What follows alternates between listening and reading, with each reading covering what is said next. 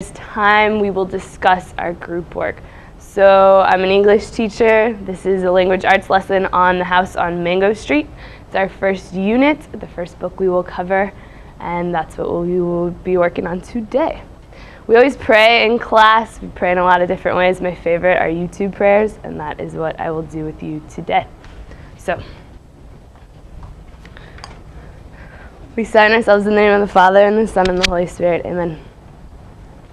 Creator, Mother, Father, Spirit. Tom Sander, what is this lesson called? The house on Mango Street. Oh, okay. Can you read this for me? Fearing our neighbor. Yes. Catherine Leach, quote. Could you read that for me, please? Not quite there yet, sorry. I have a long It's okay. Is someone on the website and can read the quote next to that for me, please? Yes, Cindy. Those who don't know any better come into our neighborhood scared. They think we're dangerous. Okay, that quote along with the title, Fearing Our Neighbor and Our Prayer. What do you think we are going to be talking about today? Anna, do you have some thoughts for me? What are we going to be talking about? I also just kind of Okay. Cindy. Prejudice? Prejudice, that is an option. TJ. My computer's not logging on. Should I move to Let me come see. Maria. de facto segregation. De facto segregation. Okay. What makes you think of de facto segregation? Well, the prayer, which is on black and white, and then here, fearing your neighbor in that quote. Is it legitimately not working? And it made me think about how a lot of times whites tend to move out of mixed neighborhoods. Like if there's African Americans or Hispanics in a particular neighborhood, they're likely to move out. And there was a term for that, and I forgot what it was. So that made me think of de facto segregation. Yes. Tom, what did you say? TJ. White flight. White flight. So there's a White lot of flight, history involved in this, in neighborhoods and moving out. Okay, thank you. That was awesome. Is everyone to the class website? The house on Mango Street. Raise your hand if you are here, please. Maria, you just typing or are you here? Yeah? Are you at this page? I just had to turn my computer on. Okay. And I'm still logging in. All right. I'm looking up at hers, so. That is fine. The first activity we will do today is we are going to do a free write. The first thing I need you to decide today is if you want to use your Google Doc account and write in that format, or if you're just going to use a regular Word document. The choice is up to you. So I want you to decide right now to either go into your Google account and create a new Google presentation, or go to Word and create a new Word. You can title it, it's on the board, Fear _ your last name. So that's what you should be working on right now. Should it just be a document or a... Create text on. If you're having problems, please raise your hand. All right. I will explain what we will do, and then I will start a stopwatch. Okay, we are going to free write. If you go back to the main page, free writing right here. It says you are going to copy the content of Why Do We Fear? Why Do We Fear is the picture to the right, and just click on that. Okay, and it gives you all this information. Just copy and paste it into your new document.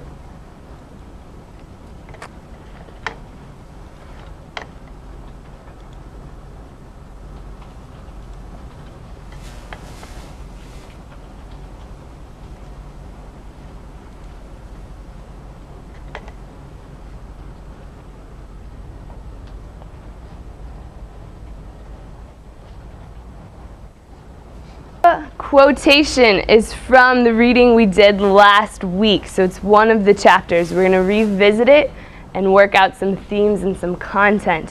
So I'm going to have you read that on your own. Then you're going to look at those questions as a guide, and you will have 10 minutes to respond to this passage of writing. So if you think, if this strikes an emotional chord with you and you just want to write, go, write.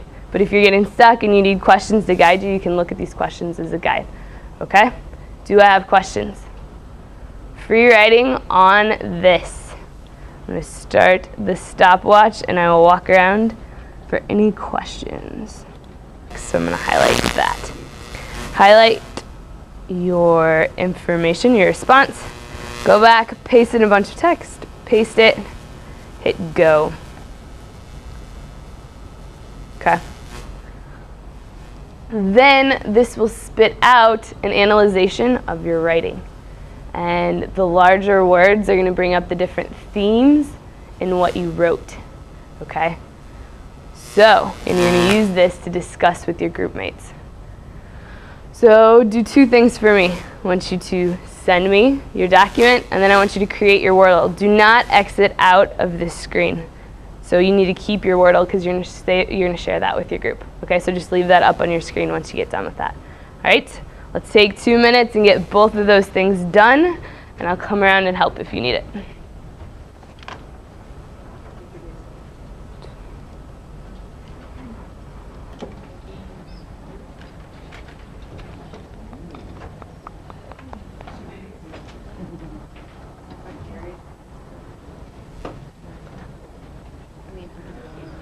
KP, can you please go back to your Wordle and listen to your group mate? Thank you. Just paying attention.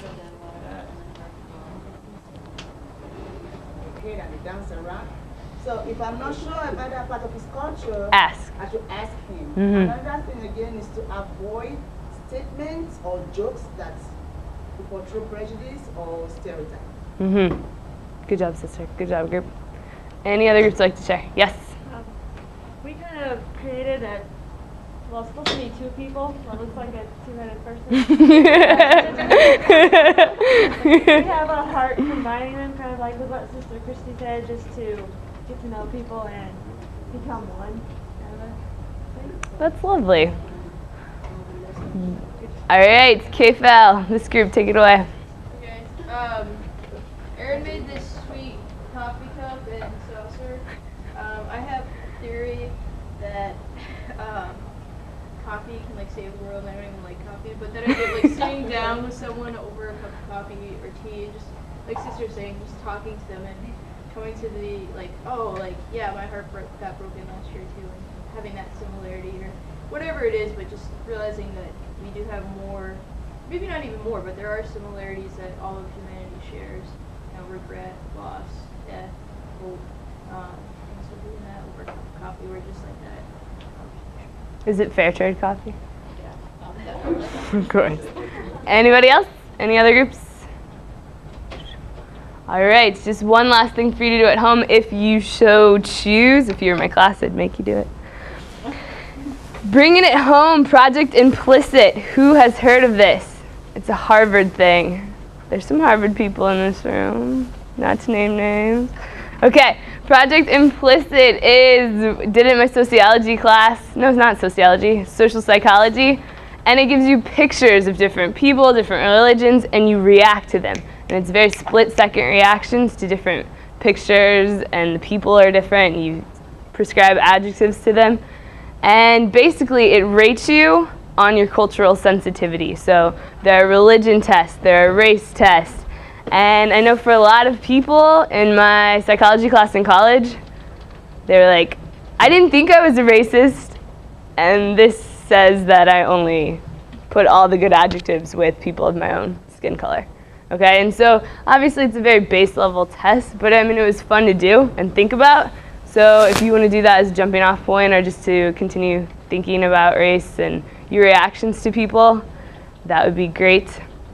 I know for me that this lesson always reminds me of if I am walking down a street by myself and someone of color is on the other side of the street, do I react differently than if that person was of my own color? So if it's night and I'm walking down the street, how do I treat my neighbor? Okay? And I think the goal is to treat that person the same and to welcome them no matter who they are. Okay? At no point should you fear saying, hey, what's up? How are you?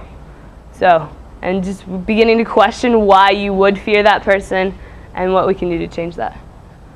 So, that is it. Thank you for being a good class. Have a